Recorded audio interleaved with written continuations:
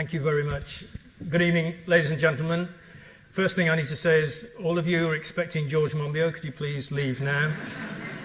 I'm absolutely delighted with the turnout. It's phenomenal. I wasn't expecting this until they told me recently it was more or less a sellout, as it were. So that's fantastic that there is that level of interest in rewilding. I hope your interest will be even fiercer after this talk. I'm going to bring you up to date with everything that I know of that is going on, particularly in England, with regard to rewilding. I'm going to start with principles and priorities and definitions, just to make sure we're all on the same page. Then I'm going to move into giving you examples of what's happening, some of the challenges we face. Then I'm going to discuss how we might influence, how I'm trying to influence with Rewilding Britain, future government policy on rewilding to make it easier for landowners and farmers to rewild. And I'll finish with a quick summary of where we're at on species reintroductions. And I intend to leave plenty of time for questions, because usually that's the really interesting bit when you get to the heart of the matter with people asking nasty, difficult questions. So please think of some for me, because it helps us to develop our thinking as we move forward in this exciting area. First of all, I just want to quickly explain a little bit about my background. I was very fortunate to be brought up in the middle of nowhere in this 14th century cottage in the Cotswolds near Stroud, a few miles out of Stroud, and spent all my childhood roaming the woods, spending a lot of time in trees, elm trees, which of course you can't do much climbing of these days. It was a wonderful upbringing. I did all those things that it's not necessary to do now, like sticking pins through insects and skinning animals and collecting birds' eggs and all those things. But it taught me about nature. It taught me about what was what, and my dad was great at that. But it didn't necessarily tell me why it was there, how it related to its environment and habitat. And those things I've had to come to learn through my work for 34 years in working on rivers and wetlands. And I also had the privilege to spend all my holidays, every single holiday of every single year of my childhood, in the same place, this amazing island, Bardsey Island, and I'm sure there are people in the room who've been there, a quite remarkable wild place off the Llŷn Peninsula in North Wales. And that photo, that sketch there just shows you the kind of paraphernalia that I was brought up with my dad, having shearwaters hanging from the ceiling and a dead cormorant from the lampshade and things like that. That was the kind of upbringing, and that's why I've been doing this. I've been involved in conservation for over 40 years. That really sold it to me. So I have to start, having said that, with this fundamental premise. I can say this because, as I say, 42 years in conservation. I've been involved in thousands of projects with hundreds of organisations for decades, and we are still going backwards on biodiversity. It clearly is not enough to just have a great network of protected sites and nature reserves and planning policies and stewardship schemes for farmers. That's not enough. And there is no way that we can afford to do 10 times more of that. It's quite labour intensive, it's quite management intensive. So we need to think, right, how are we going to deal with this? We can't give up on these things. Goodness knows where we'd be if we hadn't had all this amazing network of protected sites and good practices. And we need to keep those going, but we need to bear in mind that we can't multiply them tenfold. We can't afford to do that. There isn't enough money available to do that. So what extra can we do? And the answer is that the additional piece of the jigsaw that's missing is rewilding. We need to keep going with the best jewels in the crown, and we need to rewild in a way that I will explain later, so that those jewels in the crown serve to seed these rewilding sites, and vice versa, so that we can gradually reverse that decline in biodiversity and deliver all these very important public goods to make our environment and societal living healthier and better place. So this is a fundamental premise. This is why we need it. Here is my tweetable definition, if you like. I've kept it as short as possible. We use this in Rewilding Britain in a longer form. You can go to the Rewilding Britain website to see more on definition, priorities and principles. But this simple definition is what I need to explain. And there are two fundamental parts of this that I should emphasize. First of all, what do I mean by large scale? So speaking for England right now, I would say that if you are rewilding, and I'll explain the principles and how later, but if you are rewilding in an area of 1,000 acres or more, you will almost certainly be able to demonstrate significant biodiversity gain whilst applying rewilding principles of reducing management over time, and you will be able to measure the ecosystem service benefits that operating at that scale delivers. The flood risk reduction, the improved water quality, better carbon sequestration, etc., etc. So 1,000 acres is roughly where we're suggesting anything above that you could definitely consider to be rewilding. But we mustn't discourage small-scale rewilding. We need to encourage every bit of that, and I'll talk about the spectrum in a minute. But we want to encourage everybody to embark on this journey. But the main advice that we give to small landowners is try and talk to your neighbours. See if you can make things bigger. See if you can actually embrace the principles of rewilding at scale. And the second thing that I need to emphasize with this statement, this definition, is what we mean by nature taking care of itself. And this bit serves to remind us that this is a long journey. We're not going to suddenly be able to jump to the point where nature is taking care of itself, where we're totally hands off. We could if we chose to do so, but we wouldn't achieve the biodiversity gains in most of our country because we're living in a highly managed environment. And to kickstart the rewilding process, we need to intervene. So think of it as a journey, rewilding. Think of it as a spectrum of activity. And when you get to the top of that, where you are totally hands off, nature is taking care of itself at scale, and man is having no impact whatsoever, then you've rewilded. But rewilding is a present participle. It's an ongoing activity, and we are trying to move in that direction in the right places. Now, I've talked about the amazing conservation effort for the last 50 to 100 years in this country, but I've talked about that not being enough, and I just wanted to emphasize the baseline that we are working with. So I've had the good fortune to visit all the national parks in England in the last few years. I've been to many of them many times before as part of my previous work. And there are some amazing, beautiful, hugely biodiverse parts of our national parks. But to be quite frank, they fall well short of what they should be in terms of biodiversity. And if you look at this map from Steve Carver at Leeds, which illustrates the degree of wildness in our national parks, you can see very little dark green in the English and Welsh national parks, and you have to go to the Cairngorms to see what is close to being wild. Now, this is based on a set of criteria, not just biodiversity, but nevertheless, it gives you a good impression of the baseline, the relatively low baseline that we're working with, even in, supposedly, our best, wildest sites. And as I say, I've seen lots of amazing, beautiful places, but I've seen lots of places like this, which I describe a lot of these Lake District scenes as quite pretty. They're sort of green and blue and lumpy, but they're not ecologically particularly biodiverse. And I look at that landscape and I can just envisage how much better it could be if it had a greater range of natural habitats within it.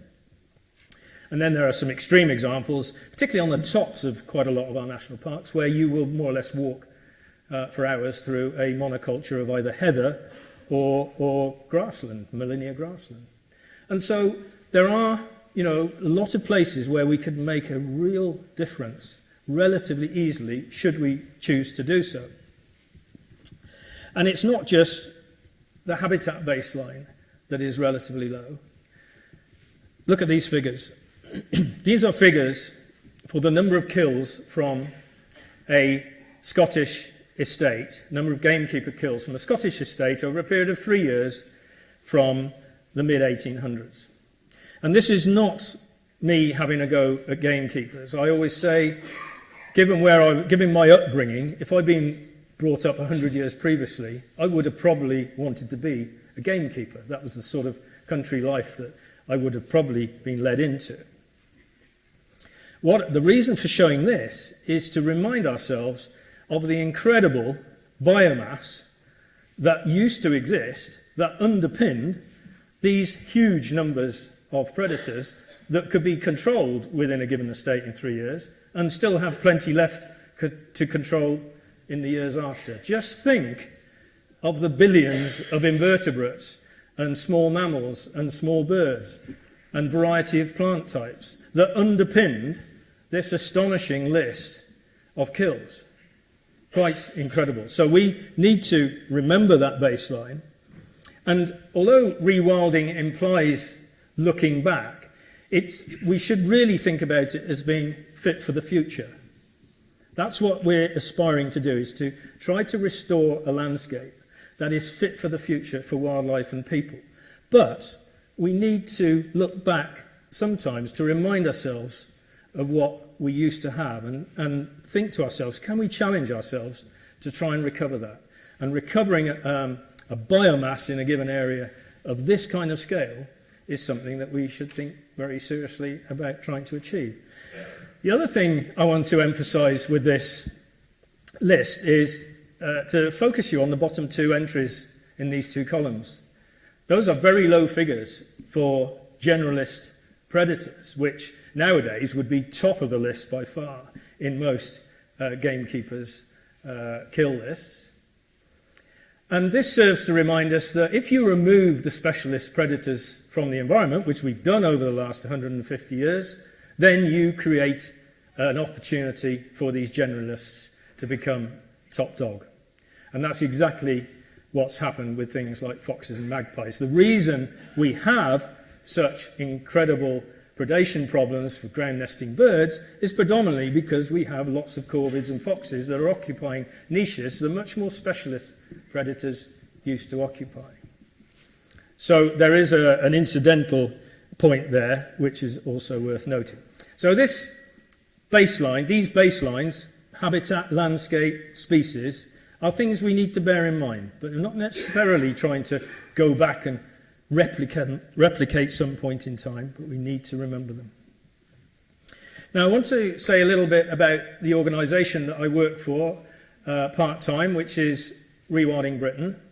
It's a tiny organisation, only around 4 FTEs, and we were formed 5 years ago by Rebecca Wrigley and Hannah Scrace, shown here. They formed it having been inspired by George Monbiot's book, Feral. George himself has no involvement with the organisation, but he is Rebecca Wrigley's partner. So sometimes, as indeed came up today when I spoke to the BBC Rural Affairs Committee, sometimes that slightly clouds the issue. However, as you can probably tell, I am my own man, and Rebecca is definitely her own woman, and she and I see eye to eye on rewilding and how we should be delivering it.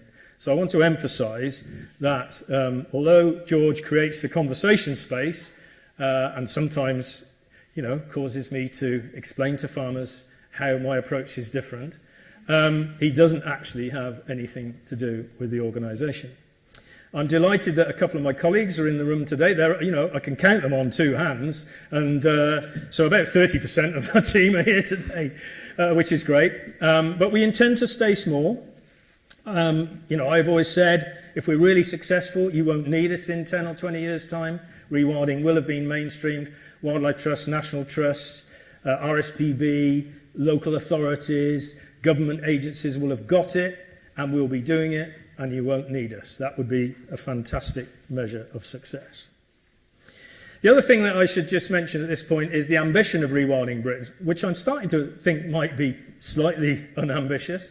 But 3 years ago, when Rebecca and I took on the role of leading the organisation, we were happy to settle for a target of 1 million hectares to be rewilded, to be rewilding by 2100. 1 million hectares in Britain by 2100. Now, that's less than 5% of the country. Bear in mind, 70% of the country is farmed. You can see that it's a relatively small target. But at the time, it seemed almost impossible. But things are changing pretty fast. And actually now, I'm beginning to wonder if we mightn't be long before we need to be a bit more ambitious. But that'll do for now. 1 million hectares is still a challenge. Now, I want to just explain this rewilding spectrum to you. Just bear with me, I need to have a quick drink. Now, this is really reiterating the point I made about the journey and the steps we need to take. So on the vertical scale, you have management intensity from low to high, and then along the bottom, you have size of area logarithmically. This is taken from John Lawton's work, and you will see in the top left-hand corner our biggest and best protected sites, SSSIs, nature reserves, etc. Quite small, quite intensively managed. And then in the opposite corner, you will see Yellowstone, Okavango, big, huge wilderness areas in countries which have lots of space. Now, we cannot aspire to get anywhere near that because we don't have the space. But we have in Europe places like Polessi and Oostvaardeplassen, which are bigger and are much less managed. And we do have a few examples like Knepp and Ennerdale, and actually quite a lot more, which I'll show you later now, which are much less managed. To be honest, John Lawton's got the dots in the wrong place there. Those dots should be roughly parallel in scale with the biggest and best of these sites. They're not as far into the middle as shown here. I need to redo that map to make it slightly more accurate. So what we need to do is to take a huge leap from here to about here in the spectrum, in amongst those European big examples. Now, that's not very far on the graph, but it's a huge step to take for us as a society to get our heads around what we need to do to make that step. That's the kind of journey, the rewilding journey, that we need to focus on. It's not far on the graph, but it's far in our minds to make that step. I just want to quickly run you through now the key principles. And this first one is absolutely critical. It is not just thrown in here as a sop to make people think, oh, we're lovey-dovey. This is serious. We need to bring people with us. We have to try to engage with communities from the bottom up. That means we are increasingly reliant on them coming to us with ideas and opportunities to rewild.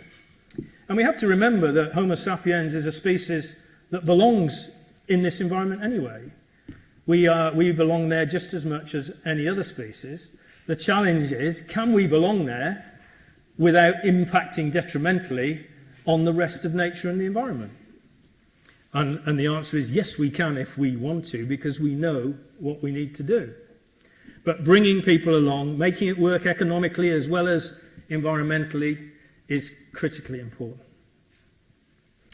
The second one is about size. I've touched on that already, but size really does matter when it comes to rewilding. You can only really apply those principles of extensive grazing, for example, big animals grazing over very large areas, unimpeded by fences. You can only do that at scale to do it effectively, to do it properly. So the bigger, the better.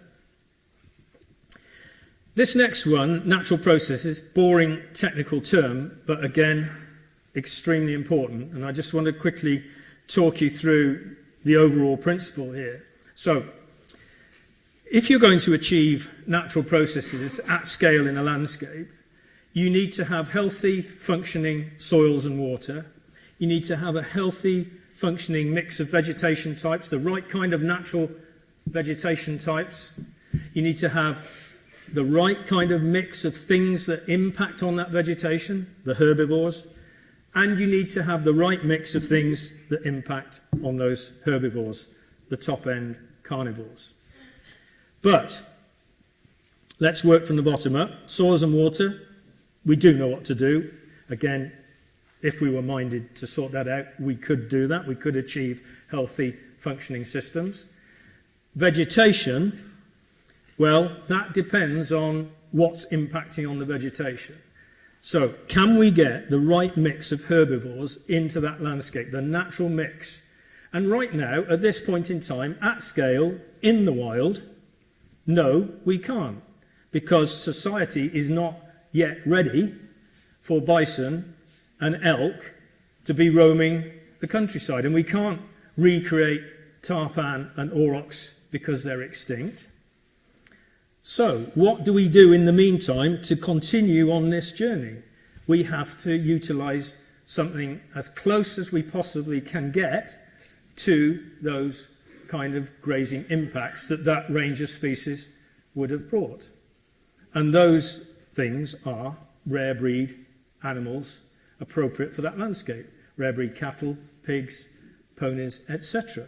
This is not pure rewilding, because already we are utilising a species that is, a breed of species that is not like the original. But remember what I said about referring to the past but not trying to copy it.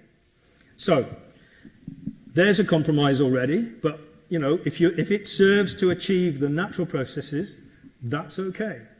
And then, at the top of the food chain, at the top of the trophic tiers, the carnivores. And again, because of societal distancing from nature, we are not ready to have wolves and bears and lynx back. And I haven't got enough time left to try and fight with government on reintroducing wolves into this country. It's better that we focus on those things that we can reintroduce, and I will talk more about species reintroductions later. So, in the absence of these top-end apex predators, we need to try to replicate their impact and in order to maintain this natural balance between grazing animals and vegetation, soils and water. And that means we, in effect, act as the apex predator. And if that means you have to harvest, it does mean you would have to control the animals, but if that means you're controlling them, you may as well harvest them. And that is why rewilding, as it is at the moment in this country, a la NEP and most of the other, if not all the other estates and clusters of farmers I'm dealing with, involves harvesting animals and selling animal products in order for it to work economically as well as in terms of achieving natural processes. And the final point is, this is a very long journey. I talked about a 2100 target. I was describing it as a marathon, but actually I want to emphasise that it does involve a lot of activity and intervention to kickstart the rewilding process. And so I describe it as a marathon with a sprint start now, that you have to intervene a lot just to kickstart this transition towards being able to then withdraw over time. Now, the first meeting that I had when I joined Rewilding Britain, I thought I may as well ring the NFU and go and see my old friends in the policy team there. And actually, it was a pretty good meeting. They're a bit apprehensive. But the thing that they threw at me is farmers want to know what it looks like. And actually, that's a very difficult question to answer. In fact, there is no single answer because it depends. And I'm just using these to show you a range of situations which give you a feel for this. So in the top, you will see the Carifran Wildwood, which is a massive 500,000 tree planting exercise in a valley that had been previously grazed and is largely covered in bracken and grassland. Now, that, in a relatively short space of time, looks pretty good. But those trees were planted. That was not natural regeneration. Those were planted trees. If you look at the two images at the bottom, you see two examples of natural regeneration, not a million miles apart, one 20 years, one 30 years, but completely different because of topography and aspect and height above sea level, etc., from West Wales. And you will see quite a lot of natural regeneration in the bottom left, and then the fence line, which excludes sheep from one area and not another. You can just about make out trees. It is a winter shot, but you can make out a few trees. But in 30 years, because of the absence of seed sources nearby, very little recolonisation, natural regeneration. And so this serves to remind us that, you have to take every case on its own merits and make decisions about how and whether and if you want to intervene and how you do that to start with. And this is a challenge. Managing expectations is a challenge. This is another example from Allerdale in northern Scotland. And I visited last summer after first going there back in 2007. And I'd use this photo because, again, you can see Caledonian pines that are planted in the foreground. They were just planted when I first visited. They were just being planted then. And they've done quite well. But if you look beyond that, because they haven't done any further planting in that particular part of the valley, it hasn't really changed significantly, even though they've significantly reduced the deer numbers. It is definitely moving in the right direction, but it takes a lot of effort to transition these sites, visually particularly, in these sorts of locations, in difficult climates. And so, we are having to manage landowners' expectations that this is not going to happen overnight. And natural regeneration, as is the case at Knepp, and I'll rerun this 2 or 3 times for you, natural regeneration in the south is actually probably the way to go in most places where you've got good, healthy populations of trees around you. Then you will see, quite rapid transition if you have the right kind of conditions. So I'm going to rerun this. Now, the things to bear in mind here are that, first of all, this is a 15-year sequence. You're starting with arable fields, which are fenced off. There are deer in this landscape, even before they introduced other grazing animals. But it's fenced off from those grazing animals to start with. The first few images probably have exclusion of animals. You have very good seed and fruit-rich hedgerows, so lots of oaks, hawthorn, blackthorn, dog rose, etc., and bramble in the hedgerows. And you have lots of jays and squirrels, who are the vectors for doing a lot of the planting for you. And what they also had to do here up front was to break up the land drains. So you will see water starting to sit in the landscape as I run the time-lapse sequence. So this is very, very important when I'm dealing with landowners in low-lying areas. Breaking up land drains is a fundamental part of this kick-starting of the rewilding process. So you're starting with an arable field, excluding animals, and then gradually, after a few years, natural regeneration of scrub starts to take place, water starts to settle. Animals are now in, there are pigs messing up, you can see turbidity in the water body here. And you can see how rapidly that can transition. And for those of you who've been to Knepp, you will know just how wonderful and spectacular it is. It's a great place to be. Certainly for me, I've seen literally probably thousands of wildlife sites, and it's one of the richest sites that I've seen in the country. The added advantage of having examples like this is that they've managed to make it work economically as well. And now they have this very significant business running safaris and camping and glamping, etc. But the really important element of this landscape, the thing that has made the real difference, is the mix of low numbers of these grazing animals that have created this heterogeneity within the landscape.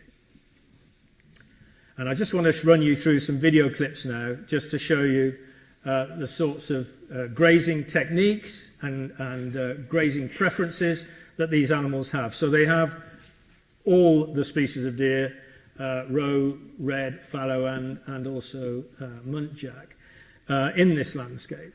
And they're all having a slightly different impact, and they're all behaving slightly differently, congregating in different areas at different times. And they are contributing to this heterogeneity. Then they have exmoor ponies, and these are the proxies, if you like, for the tarpan, the extinct wild pony.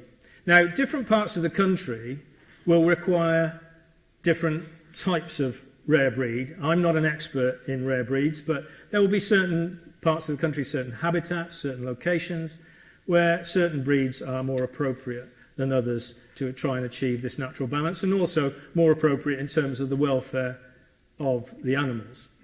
But one thing's for sure, I may not be an expert, but I know a healthy-looking animal when I see one, and all of these animals at NEP and other rewilding sites like them are in excellent condition, and I've heard that from feedback from vets as well, that they are in supreme condition. And these are longhorn cattle, which are, again, the proxy for aurochs, and again, they are having slightly different impacts, different chewing mechanisms, different preferences. They particularly like to chew on woody material, particularly in winter, for nutrition, etc. So all creating their own impact. Now, again, we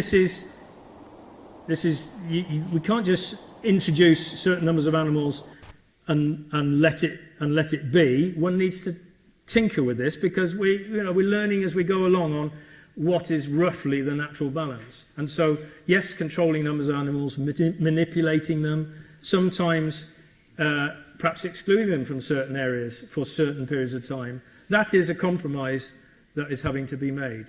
The pigs are the real stars of the show. These are Tamworths, and they are the proxy for the wild boar. Now, ideally, we'd have wild boar in the landscape, but unfortunately, they're on the dangerous wild animals list. It's virtually impossible to get a license to release them to the wild, and so the next best thing in most cases is something like a Tamworth pig. And they, it's quite shocking when you see what they do to some of this ground, even for me, who's used to seeing untidy landscapes. It's quite dramatic, but once you realise you've just got a few animals roaming across a huge area, then you slowly come to terms with the fact that actually they're doing a great job. And the part of the reason the turtle doves are there, and the purple emperors even are there, are because of the pigs.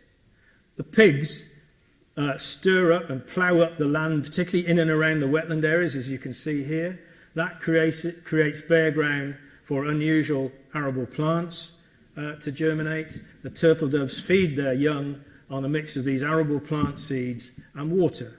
They call it pigeon milk. They feed it to their young, and they nest in these amazing hedgerows around the estate. So there's a connection between pigs and turtle doves, and also between pigs and purple emperor butterflies. The pigs are creating, again, ground which sallow seeds into, and sallow is the food plant. And when you've got sallow sitting alongside fantastic oak trees, again, you have what purple emperors need. And so as a result, you have this astonishing biodiversity. Now, I'm starting to get fed up of citing NEP as the model. It's the one that everyone quotes. But we are getting to the stage where there are other places around the country who are now on this same journey.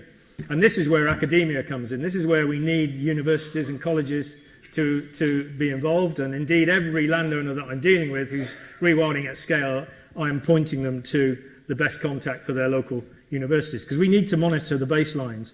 I'm not saying it's all going to be wonderful like NEP. It's going to vary from place to place around the country. But I am saying that in every case, I'm very confident we can improve the wildlife value of these areas. And if you haven't read the book, I highly recommend it. It's eminently readable.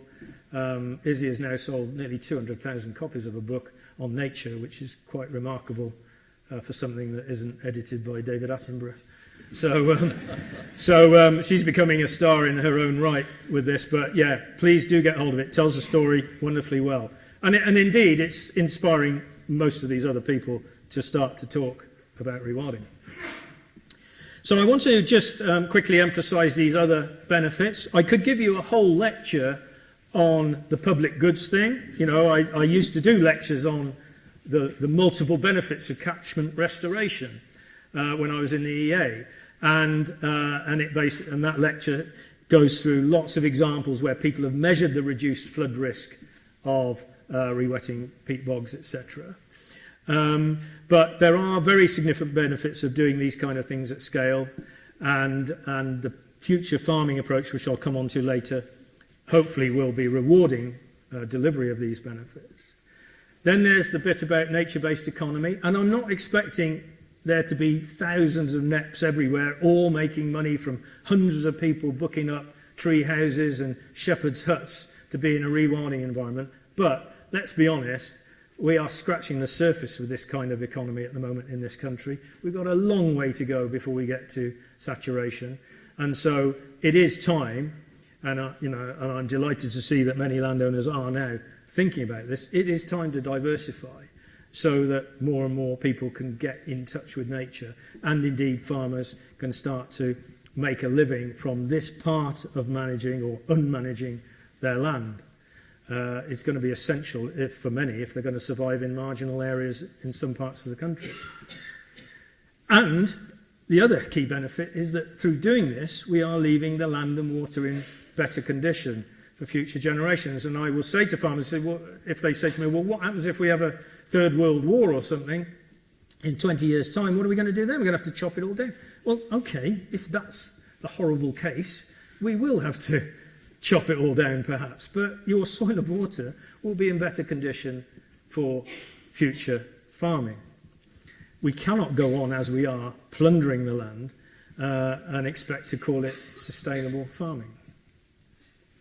So just a little bit on the evidence here. So the future farming policy, which I'll talk about in a minute, this is called, we're referring to it as a public money for public goods approach.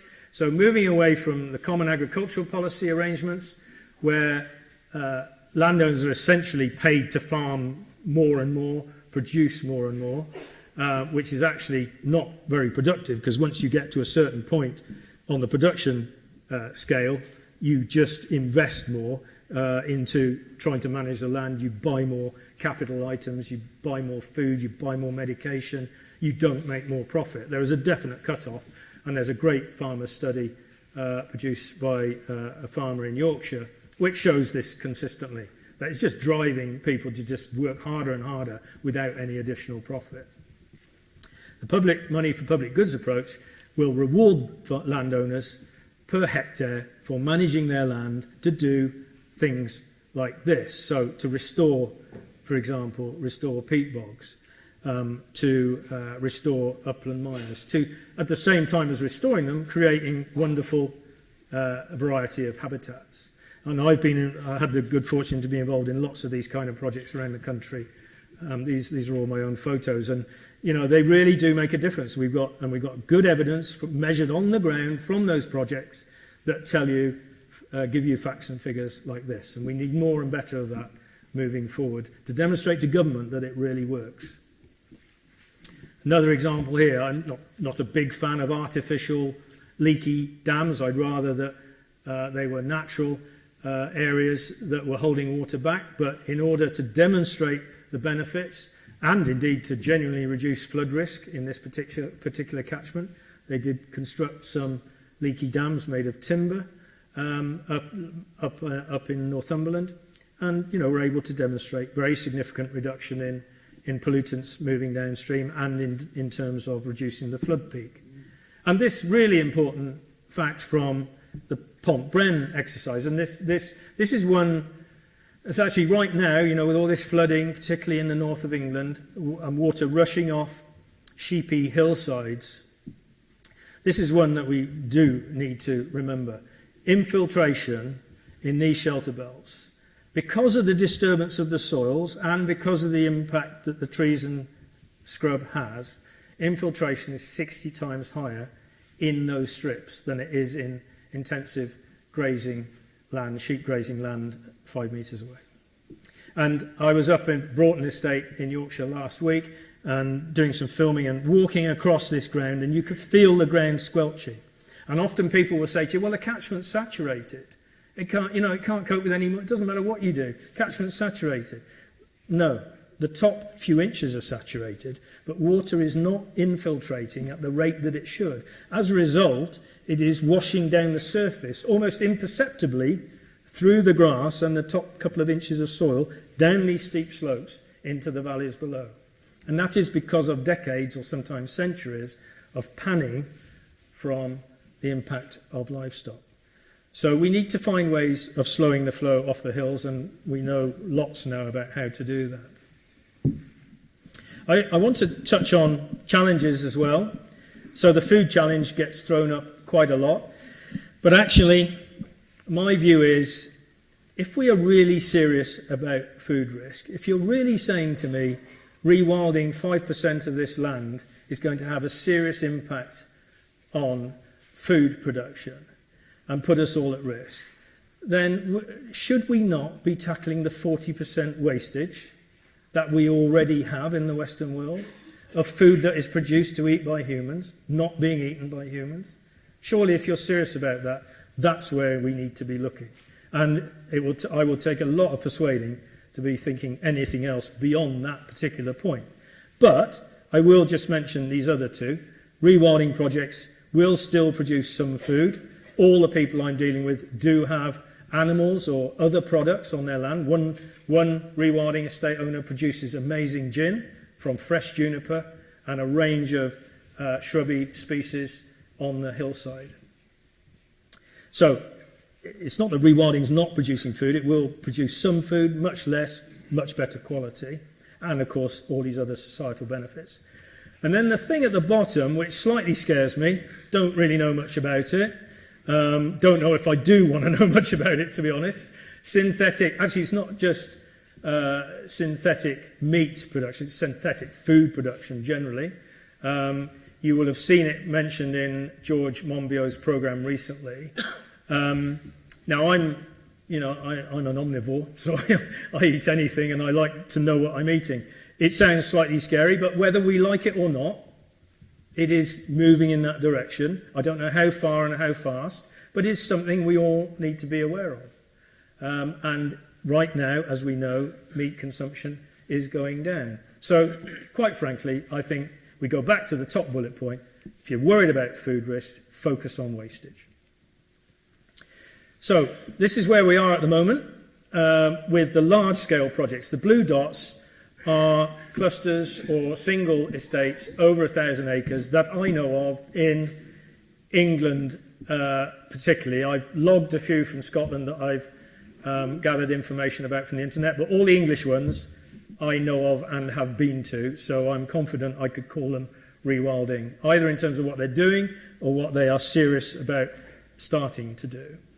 Now, if you'd have asked me a year ago, I'd probably only given you half a dozen. So things are changing quite fast. Some of them were already there under the radar. Some of them have embarked on this in the last few months. And I'd like to think that as we at Rewilding Britain establish a rewilding network, which we're working on at the moment, we will see a steady increase in these dots.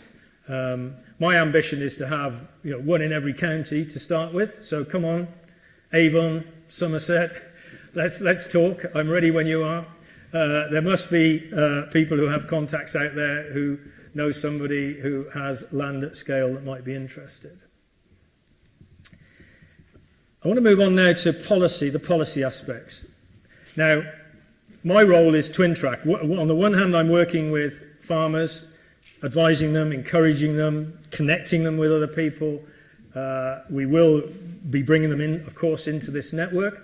But on the other hand, I need to be in and out of Westminster and Number 10, as I am now, lobbying hard for Rewilding Britain to get our policies changed so that it will be easier for landowners and farmers to rewild in future. And we do actually have the right kind of signposts that I can latch on to. So I will remind ministers of some of these documents. So, 25-year plan.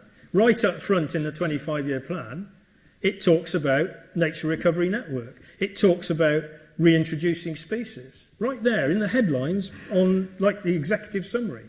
So we need to remind them of that. The plan is already 2 years old and obviously not much has happened since it was published, but now is the time to act. Then with regard to the nature recovery network, further down in the document, it talks about 500,000 hectares of land outside of protected sites for additional wildlife habitat. That's a massive, massive ambition. If we're serious about this, then we're going to have to embrace rewilding, because you're going to have to be doing this at scale. You can't do tens of thousands of new nature reserves. We're going to have to be operating at scale. And it's great to have people like Tony Juniper backing us all the way, saying rewilding will be a massively important part of the nature recovery network. He is the chair of Natural England, and I need to use those kind of quotes to help government catch up, get their policy to catch up with practice. And one of the key ways that we can do this is by using this future environmental land management scheme. I talked earlier about CAP, and I talked about this public money for public goods scheme. And I'm just sharing this with you. This has been around now for at least 6 months, and it is a suggestion that DEFRA have developed to show how the scheme, the future environmental land management scheme, might work. And they're suggesting it could be a 3-tiered scheme, and I stress this is not policy, this is just considering what we might do and how we might do it. But I'm just showing you here the middle tier and the top tier of this scheme. The middle tier is more or less like countryside stewardship. It's good practice, good woodland management, upland management, but still lots of management. And the top level scheme, landscape scale land use change, this is about very large scale restoration and very large scale impact, coastal realignment. That's pretty big, for example. And what I'm saying is, right, we need to get rewilding into this top tier. We need to stop being so worried about the word rewilding. We've got plenty of people out there doing it in the way that I've described to you all tonight, which is entirely reasonable and entirely practical and sensible. We need to get over the wolves and bears and abandoning the land rubbish and focus on this approach. And in order to do that, you need to help landowners by getting rewilding into this top tier of this future scheme. Because if you can do rewilding at scale, you are going to get so much more bang for your buck. You won't just be restoring peat bogs. You won't just be doing bits of natural flood management. You'll be doing everything, all of this restoration of natural processes at scale. And if you've got people with the same will and the same incentive and the same tools and machinery and skills, doing that with the same partner organisations in the same place, you're going to get, as I say, much better bang for the buck. So that is one of the number one priorities in terms of policy for us right now. And this is roughly how it might look. You would have very large-scale rewilding areas, shown in green here, within which all these principles that I described to you would apply. And around them, one would have high-end stewardship, good countryside stewardship, farmed land around it in the area encompassed by the yellow line. And those areas, some of those areas will have protected sites within them, SSSIs, nature reserves, etc. But those nature reserves would be providing species and communities of invertebrates and plants, etc., which could colonise into the rewilding areas. But conversely, we will find things popping up in large-scale rewilding areas, like purple emperors, for example, which came out of nowhere at NEP. We will have these species which actually could populate some of the nature reserves and SSSIs. And then the other thing that we've emphasised in this diagram is connectivity with urban areas. If you look at the grey area in the middle, which is representing an urban area, urban connection zones. Very important that we get people out from cities into these truly wild areas, so that people can understand them more, can come to trust them more, not be afraid of them. This is very important. People are becoming afraid of nature, afraid of things that might be out there that might harm them. So getting people into these landscapes is critically important as well. And the other point I want to emphasise about this is not just the land. We need to rewild the seas as well, the seabed and the intertidal zones. We need to be doing things there to re-establish natural processes and stop man having a significant detrimental impact on that wildness. So this is a new schematic that we've just produced, which I'm now going to pitch to government as to how this future system could work. I'm going to finish with reintroductions. I've already mentioned wolves and bears, and that's why I've got a line through this. Personally, love to see wolves back in Scotland, roaming free. It could work ecologically if only we were ready for it societally, but we're not. But the simple truth is, we're only going to see these things in enclosures for the time being. And like I say, I haven't got enough time. You can tell by looking at me, I'm too old to have enough time to be trying to persuade government to be releasing these things into the wild. We need to focus on those things that are doable. And here are some examples which are either already happening or will happen. I'm confident we will see lynx back in parts of Scotland or northern England before too long, within 10 to 20 years. I know it seems a long time, but like I say, it's a marathon. European wildcat, there are already reintroduction proposals in southern Scotland, and we have some great pine marten reintroduction schemes like the Forest of Dean not far away. And if we think about these reintroductions in a strategic way, a strategic suite of species, then hopefully we can bring people along with us. I'm not such a big fan of just randomly picking something because it's flavour of the month. It would be better if we did this strategically. And actually pine marten and red squirrel provide a perfect example of that. So pine martens are shown to be having an impact on grey squirrel populations and a beneficial impact, therefore, on red squirrel populations, quite simply because grey squirrels are heavier, so it's harder for them to elude pine martens in the branches of trees, and also because grey squirrels are on the ground a lot compared with red squirrels, and pine martens tend to feed mainly on the ground. And so where pine martens have been released in Ireland and Scotland and now in Midwest Wales, the evidence is showing very conclusively that grey squirrel numbers are going down and red squirrel numbers are bouncing back. So there's quite a neat interaction, and one might reintroduce pine martens and maybe 5-10 years later red squirrels if they're not recolonising naturally. White-tailed eagles we have on the Isle of Wight, fantastic to have them back. There are one or two other proposals I know of around the coast which will be coming to light within the next year or two. And there's no reason why we couldn't have these back. They're around northwestern Europe coastline in equally densely populated countries. If you go to Nijmegen, you can literally cycle out of the town and see them a mile or two out of the town in the rewilded floodplain of the river there. So, they should be back. And we will see more of these species back in the countryside in time. And then there are other species like black grouse, which if you get the landscape right and the habitat right, and you're doing it at scale where there's plenty of variety, there will be suitable habitat for black grouse if we're rewilding in the Peak District, or maybe even in the future in the southwest, getting them back in Exmoor, for example, would be amazing.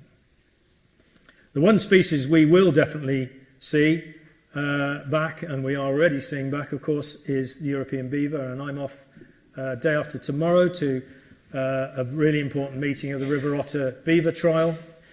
We've come to the end of the 5 years. The report will be published this Friday online from that trial, and it will show overwhelmingly that it has been a great success in terms of the beaver's impact on biodiversity and low level of detrimental impact on things like flooding and fish. So I always describe them as 90% good and 10% bad, and the 10% bad we can deal with. It's not beyond the wit of man to manage that as we need to.